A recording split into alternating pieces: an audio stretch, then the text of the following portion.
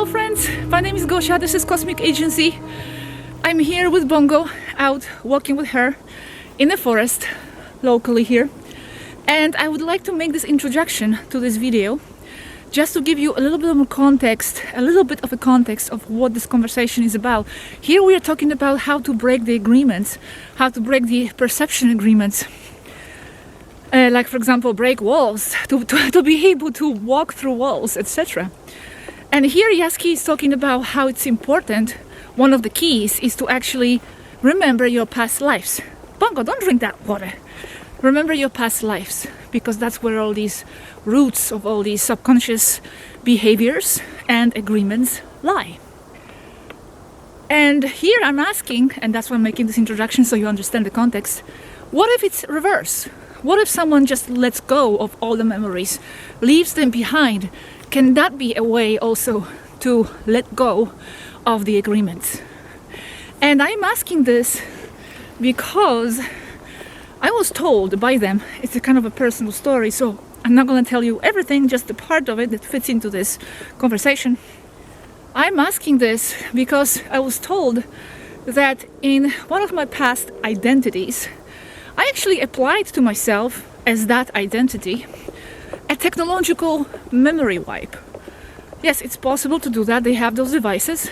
I applied that to myself in order to get out of certain loops that I felt I was in and to create a new identity for myself, a new future, not based on those previous loops and ideas.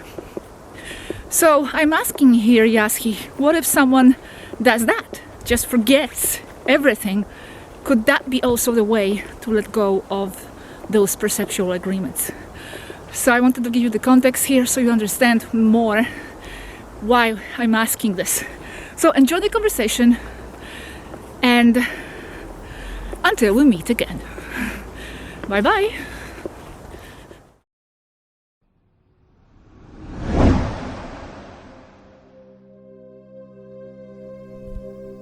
Originally in Spanish, April 2022. Yazhi, talk to us about how to get out of the perception agreements with others and form your own ones. Like what you have done, being surrounded by the Taigetan collective. How do you do that step by step? It is not my case. In order not to be in those agreements, my mom had me in hyperspace, in a ship in deep space. That's why I make my own rules. Or almost, because I am affected by the Taigetan collective and the terrestrial collective. Even if it's only by adoption of customs and things I like Muppets, birthday parties, etc. It is the same as defeating the unconscious, which is the same as remembering many past lives. The more, the better. And the more the unconscious you control, because you understand it. So you have to work on remembering past lives. But the problem is that the Earth Matrix is there to prevent you from remembering past lives, to focus on the limited human experience. It is defeating the unconscious. That is the magnitude of the task.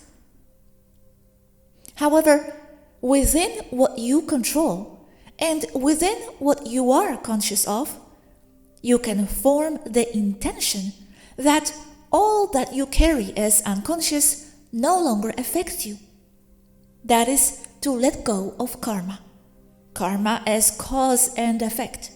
Not karma in the Buddhist sense, that is with religious charge. And that decision is enough? You can no longer be controlled by the unconscious then? Well, I will tell myself that right now. I feel it might not be enough, right? It is, if your conviction is strong enough.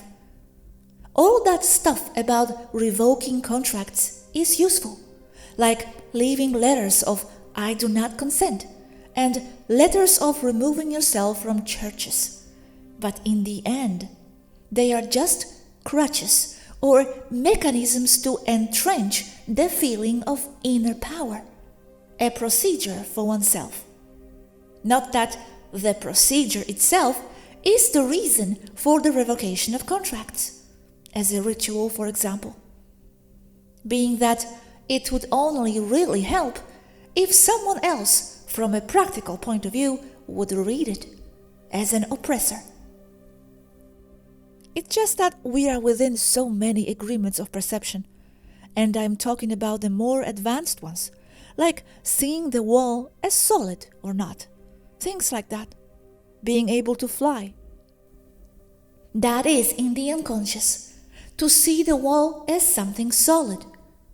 There is a step before, realizing that there is no wall, to realize that it is only energy, and the reason you feel the wall is solid is not because of its matter, but because of the electromagnetic repulsion action between the charges of the particles that make up the wall and those that make up your hand.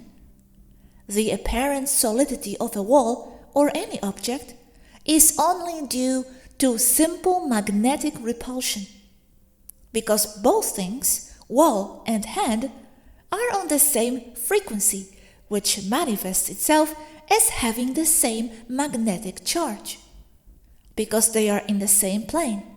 So the energy is charged with the same polarity, and equal poles repel. Basic magnetism. But if you reverse the polarity, they would attract.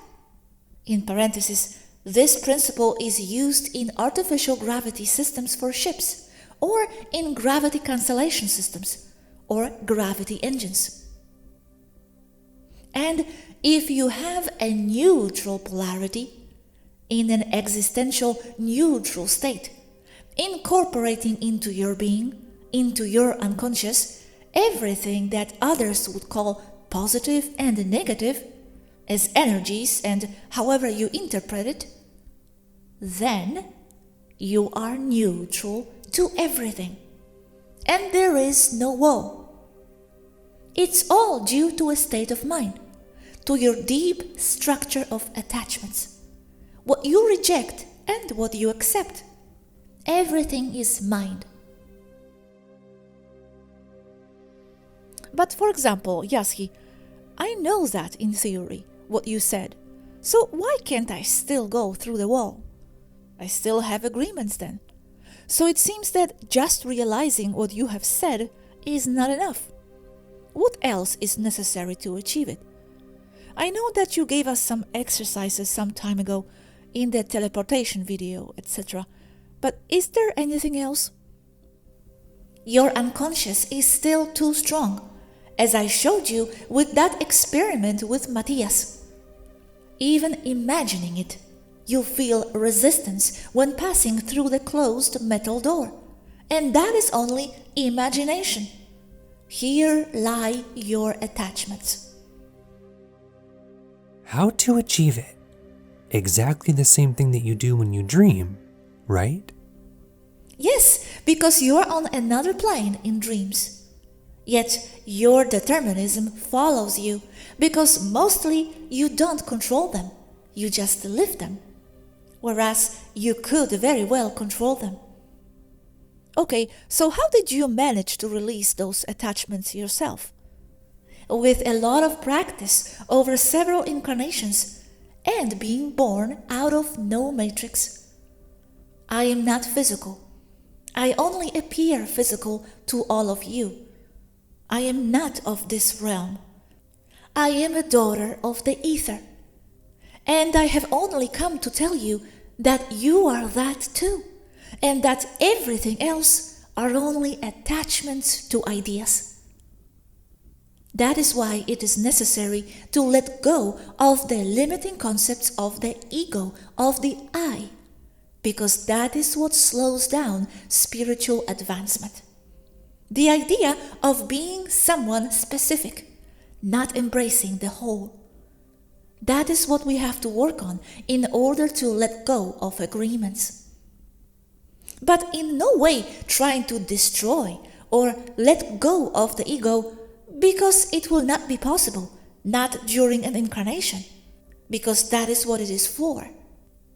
But accepting the ego and accepting other egos as part of oneself, integrating and accepting everything, the good, the bad, the beautiful and the horrible. It can be achieved in one incarnation if you really want, because time is also a product of your mind and your ideas, and ideas are also attachments. It's just that I don't feel physical either, and strongly, and yet I can't do what you do. Yazhi, can you fly like Superman through the ship? I can do whatever I want. However, not everyone can perceive what I do. So they say it's imagination, and that's what it is. But imagination is reality. It is the basis of all there is, of all there ever was, and ever will be. It is the direction of the flow of attention of the source itself. But why can they perceive it? I am not talking about astral, where you are not seen. I am talking about being in the physical for them, being seen as you fly. For the same reason that you cannot see discarnate beings that are all around and surrounding you, because it is not within your vibrational state that dictates your level of consciousness perception.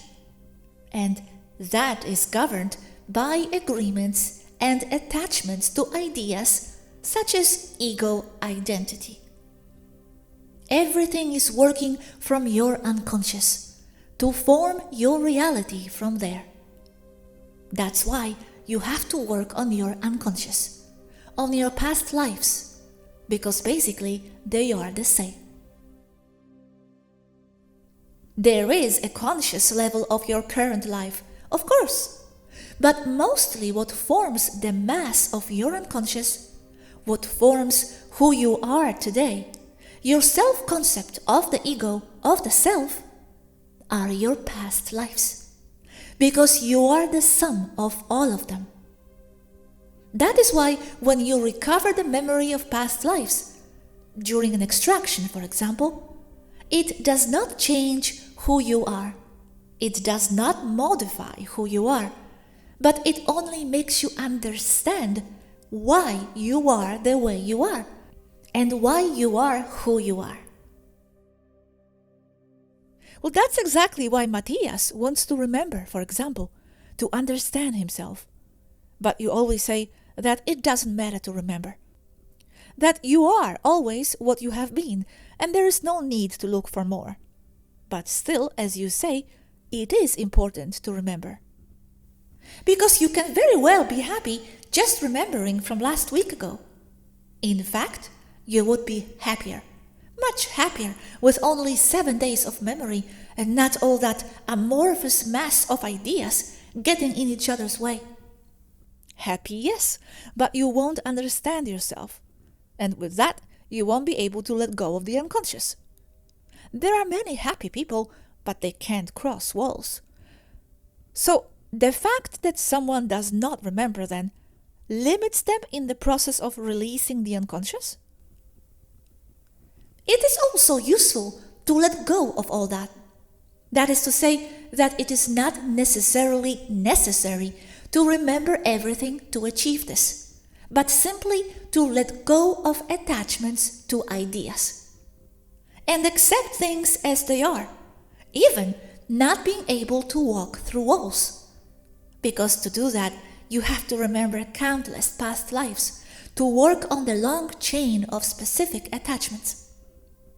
Because wanting to break such agreements may become an obsession. Another attachment to the idea that you must achieve that in order to be a complete being, a highly spiritual etheric being, therefore happy. Because in the end, the only thing everyone is looking for is to be truly happy. They will say otherwise. But the most basic need of their being, of their whole existence, and from their unconscious level, some of all those past incarnations, is to be happy. And you don't need more but to let go of everything. Even the idea of having to work to let go of everything. In my case, I don't think it's to be happy, because I am. But I just want to do it. Cross walls, for example. To be able to do things that I feel inside that I can, but still I cannot. It's not a question of happiness, because happiness in my case doesn't depend on anything, just being alive. You are at one level, but not inside. It's okay at your existential terrestrial level, but if you were completely happy, you wouldn't be making videos to wake up humanity. That makes you happy, because you have the idea that it means something important. And that's what reinforces the idea that that's the way to happiness, when you can very well be happy eating a spicy pineapple lollipop, and that's it. But before making videos, I was happy too. In fact, maybe more so in some ways. Now I feel more tired. Before I was lighter. So I don't think I do it to be happy. It's something different. But I understand your point. You are only happy when you are in the ether, and you know that you are the whole. You speak of comparative levels of happiness, Gosha. Valid, yes, but I'm talking about complete happiness. Of what I have described as complete love that fills you and envelops you like a warm blanket. The effect of being in the afterlife. Well, yes. I was happy before, but within something was still calling me to feel more. More for the cause. Ergo, your happiness is not complete, because you know there can be more. And you can't be, because as an empath, how can you be happy if you know there are puppies out there freezing in the cold? Going back to the memories, it's just that I also feel that leaving the memories behind, what you were before, because in some way the memories define you, even unconscious memories. You leave space to self-create in a new direction. You let go of many things by not remembering. Could what I say be valid? Yes, that's what I mean above. But in order to be completely free of limiting attachments, and if you can, because usually most people can't, you have to let go of everything. And at the same time, incorporate everything. What I described above as being in magnetic neutral, to go through walls. It would be to incorporate everything you can, always, and at the same time to let go of everything. That is not to have attachments to it. That is the how. That is understanding all that you can and accepting it without judgment. So in the end, Yazhi, do you regard remembering as a necessary or not necessary step? From where you are, it is not necessary. But everything helps. Not rejecting anything, incorporating everything. I feel that not remembering can be the result of letting go, to be something new. Yes, also. It all comes down to that, yes. Considering that you have to empty your glass to be able to put new things in it. But it depends on the size of your glass, of course.